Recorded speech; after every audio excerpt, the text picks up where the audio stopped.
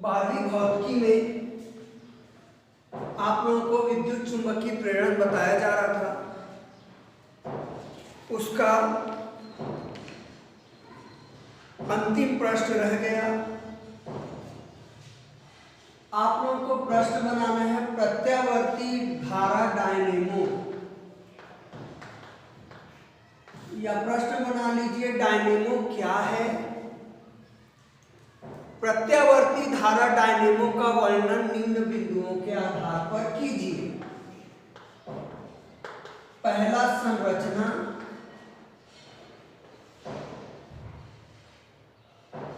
दूसरा,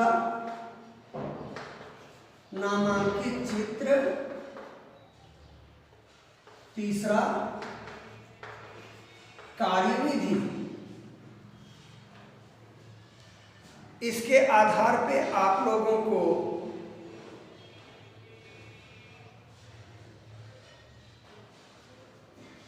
वर्णन देना है। मैं पॉइंट को बदल देता हूं बेटा। पहला, नामांकित चित्र कर देता हूं ताकि चित्र के आधार पे संरचना बता सकूं, आप लोगों को क्लियर हो गया। तो ये दो चीजें हम लोग क्लियर करने वाले हैं।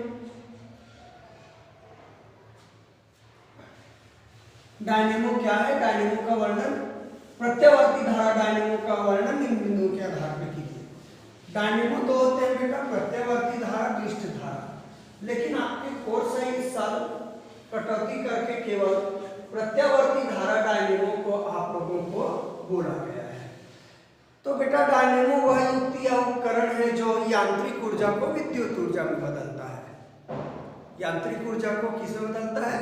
विद्युत ऊर्जा में बदलता है। आपका डायनेमो कहलाएगा। अब डायनेमो का चित्र बनाएंगे बेटा। इस डायनेमो में रहेंगे आप लोगों के, मैं सिंपल चित्र बना रहा हूं, आप लोग भी सिंपल ही बनाएंगे, ज्यादा बड़ा नहीं करता बेटा।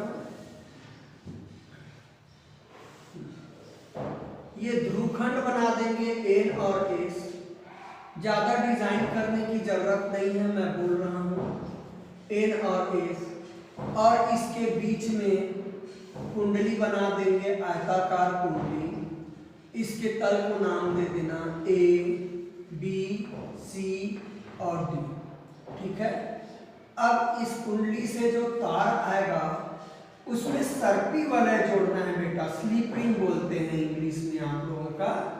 ये सर्पी वलय है। मतलब ये कैसा है बेटा? मान लीजिए कि ये कुंडली है, आर्मेचर में लिपटा है। आर्मेचर मतलब लोहे का सिलेंडर, नन लोहे के पटरी कोट का सिलेंडर, उसमें खांचे बने रहते हैं, उसमें कुंडली को लपेटते हैं। तो उस सिलेंडर में सामने शाफ्ट होगा, धुरी, धुरी में रिंग लगा देते हैं। पीतल वगैरह की क्या लगा देते हैं? रिंग लगा देते हैं आपका। तो वही आपका स्लिप रिंग है। मतलब वो स्लिप करता है, घूमता है, किसके साथ? आपके धुरी के साथ स्लिप करता है। ठीक है। तो ये इस प्रकार से अपन, ये दूसरा तार है, दूसरे तार के लिए दूसरा स्लिप रिंग बना दिया। ये चाहो तो सेंटर में आप लोग अक्ष बना सकते हैं। अब इसमें ब्रश जोड़ देंगे बेटा। एक ही ब्रश जोड़ देते हैं। ये ब्रश जोड़ दिया B1, स्लिप रिंग S1, और इधर ब्रश जोड़ देता हूं B2। ये अब इसके बीच में बाह्य प्रतिरोध R को जोड़ देते हैं, जिसमें विद्युत धारा प्रवाहित होना है। मान लीजिए कि मैं इसको इस डायरेक्शन में घुमा रहा हूं, और ये है आपके चुंबकीय क्षेत्र की तीव्रता की दिशा, यदि आप लोग ठीक से बनाएंगे। ठीक है। मैं उसको आप लोगों का क्लॉकवाइज डायरेक्शन में घुमा रहा हूं। ठीक है। अब मैं दूसरा चित्र बनाऊंगा। आप लोगों को दो चित्र बनाने हैं, सेम ही बनाने हैं, कोई चेंजेस नहीं है, सेम ही बनाने हैं। थोड़ी सी बस प्रॉब्लम होगी इसमें, क्या अंतर है आप लोगों को खुद ही समझ में आ जाएगा। ये मैं आप लोगों का बना रहा हूं। सेम चित्र बनाने में उसी को कॉपी करनी है। ठीक है। यहाँ पे S1 है, तो देखो बेटा ये आधे चक्कर में घूम के इधर आ जाएगा, तो ये छोटा हिस्सा ये हो जाएगा। ये छोटा हिस्सा यहाँ जुड़ा है वो उस तरफ चला गया, ठीक है। S1 ही है, ब्रश वहीं का वहीं रहेगा, ब्रश फिक्स रहता है, केवल आपका रिंग ही घूमता है। ये मैं B1 कर दिया। अब यहाँ पे दूसरा ले आइए रिंग को, जो भी है आपका क्या S2 नहीं लिखा क्या, S2। यहाँ पे आप ब्रश बनाइए B2, ये बाह्य प्रतिरोध क्या हो गया R। ये रहा चुंबकीय क्षेत्र, चुंबकीय क्षेत्र। अब ये AB है वो इस तरफ आ जाएगा, चेंजेस ध्यान देना। और CD भुजा घूम जाएगा बेटा, अर्थ चक्र के बारे बता रहे हैं। और ये आपका धुरी है और हम घुमा रहे हैं क्लॉकवाइज। आपके बुक ने चित्र बनाए वो एंटी क्लॉकवाइज घुमा के बनाए हैं, मैं क्लॉकवाइज घुमा के बना रहा हूँ। डायरेक्शन याद रखना ना, मोटर में अपन फ्लेमिंग के बाएं हाथ का नियम लगाते हैं, इसमें फ्लेमिंग के दाएं हाथ का नियम लगाएंगे। ये मेरा दाहिना हाथ है तो विद्युत धारा उत्पन्न होगी बेटा, इस कुंडली को घुमाएंगे तो धारा की दिशा के लिए मैं फ्लेमिंग के दाएं हाथ का नियम लगा रहा हूँ। आप सभी जानते हैं ये धारा की दिशा होती है, ये क्षेत्र की दिशा होती है, ये बल की दिशा होती है। तो यदि मैं इसमें आऊं, ऐसे घूम रहा है मतलब इस भाग में नीचे की ओर बल लग रहा है, ठीक है। और ये चुंबकीय क्षेत्र की दिशा है बेटा, नीचे की ओर बल लग रहा है और ये चुंबकीय क्षेत्र की दिशा है, ये धारा की दिशा होगी। तो इसमें धारा की दिशा आपके नीचे की ओर आएंगी। हो रहा है क्या, इनके बाएं हाथ का नियम, धारा की दिशा दाहिने हाथ का नियम, बल की दिशा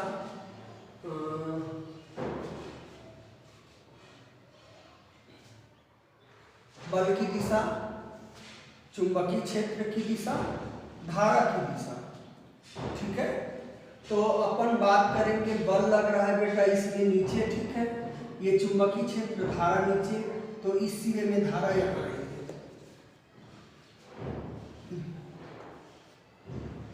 ये धारा बह गई बेटा, मतलब धारा बही है कहाँ से, P से Q दिशा में बोल सकता हूँ, या B2 से B1 दिशा में लिख देंगे।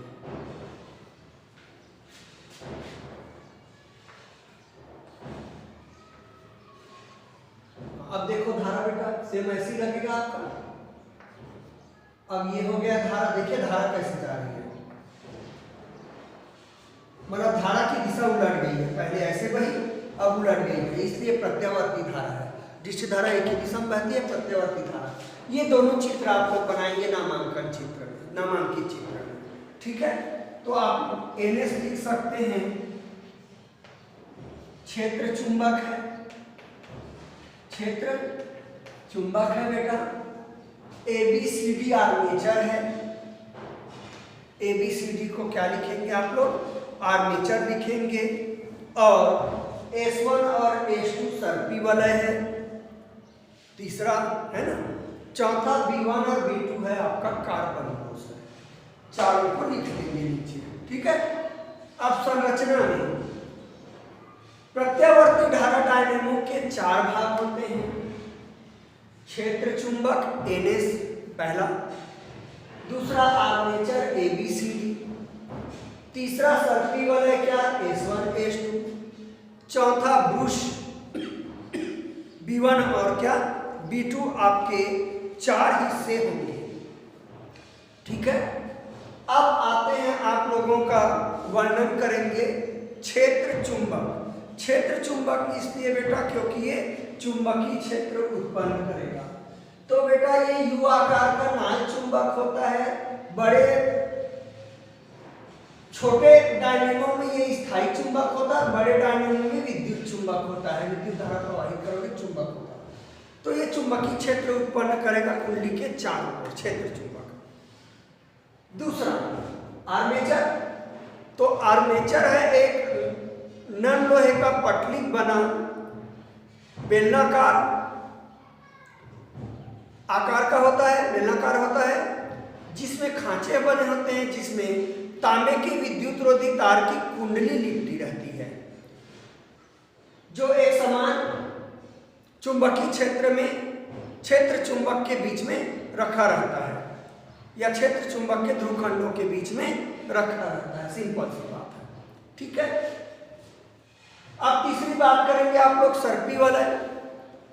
तो आर्मेचर की जो धुरी है उसमें सर्पी वलय S1 और S2 लगे रहते हैं, जो आर्मेचर के साथ साथ घूमते हैं। ये तांबे या पीतल के हो सकते हैं सुचालक पदार्थ। अगला हो गया ब्रश। कार्बन के बने रहते हैं, ग्रेफाइट की बने रहते हैं। ग्रेफाइट कार्बन एक ही है, जिनका संपर्क सर्पी वलय के साथ रहता है, परंतु ये ब्रश स्थिर रहते हैं, सर्पी वलय के साथ घूमते नहीं। दोनों ब्रशों B1 और B2 के बीच बाह्य प्रतिरोध R को P और Q के बीच जोड़ दिया जाता है। आप कहोगे कार्यविधि रटना नहीं बेटा, बहुत सिंपल ही कार्यविधि बता सकते हैं। जब हम आर्मेचर को दक्षिणावर्त दिशा में क्लॉकवाइज घुमा रहा हूं, दक्षिणावर्त दिशा में एक समान चुंबकीय क्षेत्र में घुमाते हैं, तो चालक से बद्ध आर्मेचर में जो कुंडली है उससे बद्ध चुंबकीय फ्लक्स में परिवर्तन होता है। फलस्वरूप कुंडली में प्रेरित विद्युत वाहक बल उत्पन्न हो जाती है। चूंकि कुंडली बंद है इसलिए इसमें प्रेरित धारा उत्पन्न हो जाती है, जिसकी दिशा लेंज के अनुसार उसी प्रकार होती है जिस कारण का वो विरोध करती है, जिसके कारण वह स्वयं उत्पन्न होती है। और प्रेरित धारा की दिशा को फ्लेमिंग के दाएं हाथ के नियम से ज्ञात कर सकते हैं। तो चित्र 1 में फ्लेमिंग के दाएं हाथ का नियम आप लगाओगे तो धारा की दिशा होगी कुंडली में भुजा AB में A से B की ओर और भुजा CD में C से D की ओर, और बाह्य परिपथ R में B2 से B1 की ओर या P से Q की ओर प्रवाहित होती है, ठीक है। अर्धचक्र के बाद कुंडली की स्थिति पलट जाती है। भुजा AB है, CD की जगह आ जाता है, और CD है वो AB की जगह चला जाता है, ठीक है। आपको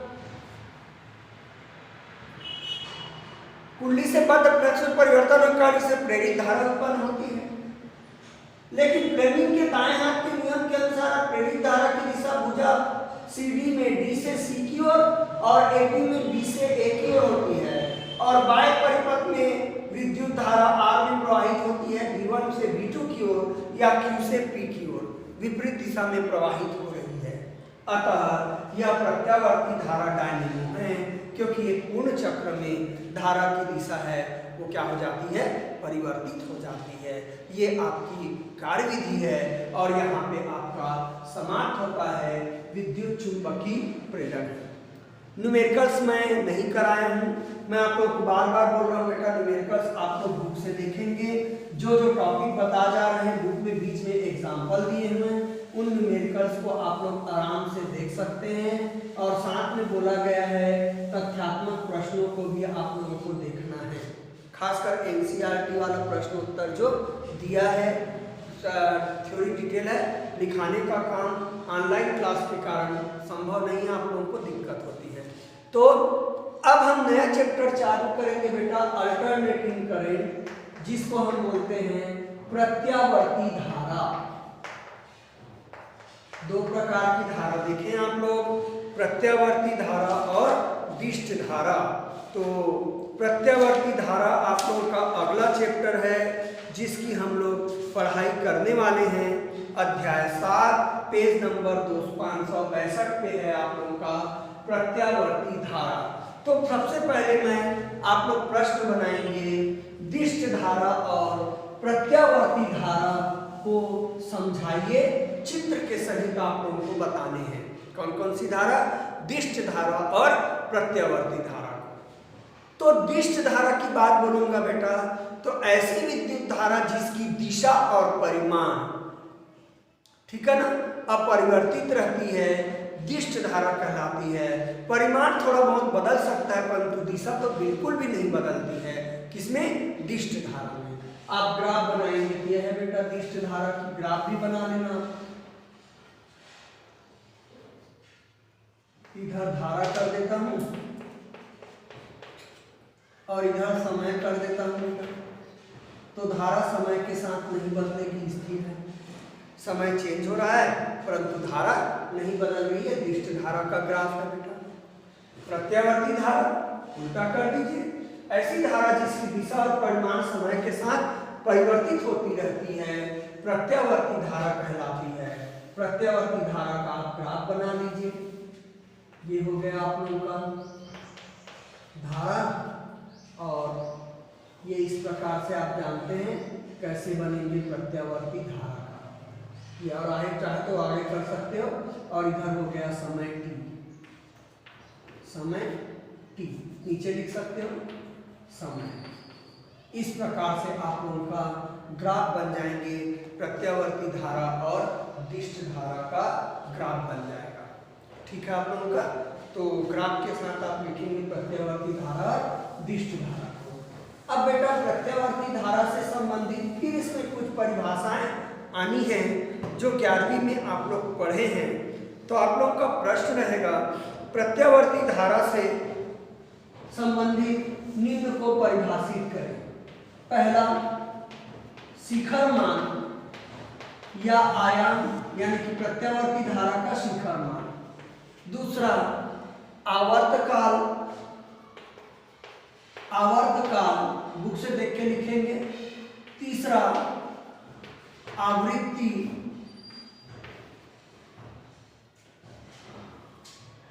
बस ये 3 ही डिफिनेशन आप लोगों के दिए हैं, ज्यादा आप लोगों का डिफिनेशन नहीं किया हुआ है।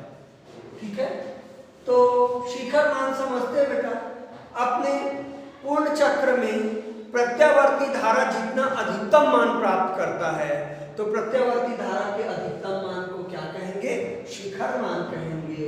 यदि मैं ग्राफ में समझाऊं बेटा तो ये आप लोगों का शिखर मान हुआ, ये वाला मान, ये अधिकतम मान शिखर मान हुआ। दूसरा, आवर्तकाल। ये दोनों उल्टे हैं बेटा, थोड़ा सा ध्यान देना। हाँ, आवर्तकाल की परिभाषा, प्रत्यावर्ती धारा एक चक्र पूरा करने में जितना समय लेती है उसे उसका आवर्तकाल कहते हैं। एक चक्र पूरा करने में जितना समय लेती है, मतलब ये पूरा करने में जितना समय ले गई वो क्या है? आवर्तकाल है। इसे प्रदर्शित करते हैं, मात्रक सेकंड होगा बेटा। ठीक है। दूसरी बात करेंगे अपन आवृत्ति। प्रत्यावर्ती धारा 1 सेकेंड में जितना चक्र पूरा करती है, देखो उल्टा है बेटा, 1 सेकेंड में चक्रों की संख्या और 1 चक्र में समय। तो 1 चक्र में लिया गया समय आवर्तकाल और 1 सेकेंड में जितना चक्कर लेती है, पूर्ण चक्र पूरा करती है, वो आवृत्ति। तो कोई प्रत्यावर्ती धारा 1 सेकेंड में जितना चक्र पूर्ण कर लेती है उसे उसकी आवृत्ति कहते हैं। इसका मात्रक होगा हर्ट्ज या कंपन प्रति सेकेंड। याद रखिए, आवर्तकाल बराबर 1/आवृत्ति होता है या आवृत्ति बराबर 1/आवर्तकाल होता है। आप लोग ध्यान में रखेंगे। तो छोटी छोटी आप लोगों की डिफिनेशंस हैं। अब हम कुछ इसमें व्यंजक प्रूफ करने वाले हैं। तो प्रत्यावर्ती धारा का औसत मान के लिए आप लोगों को व्यंजक ज्ञात करना है। तो प्रत्यावर्ती धारा का औसत मान तो जनरली आप लोगों का 0 होगा। एक पूर्ण चक्र में प्रत्यावर्ती धारा का औसत मान 0 होगा। क्यों बेटा? प्रत्यावर्ती धारा का मान बढ़ता है धनात्मक, फिर कम होता है। यहाँ धन में है ये सब जगह और ये सब जगह ऋण में है बेटा। औसत मान निकालते तो आंकड़ों का योग बटा आंकड़ों की संख्या। तो एक पूर्ण चक्र में आधे में नहीं, एक पूर्ण चक्र में प्रत्यावर्ती धारा का औसत मान 0 होगा। लेकिन अर्ध चक्र या चक्र पूर्णांक न हो तो प्रत्यावर्ती धारा का औसत मान कुछ न कुछ जरूर आएगा। तो मैं आप लोगों के अर्ध चक्र के लिए निकाल लेता हूँ। प्रश्न बनाइए, अर्ध चक्र में प्रत्यावर्ती धारा का औसत मान ज्ञात कीजिए। एक अर्ध चक्र में प्रत्यवर्ती धारा का औसत मान ज्ञात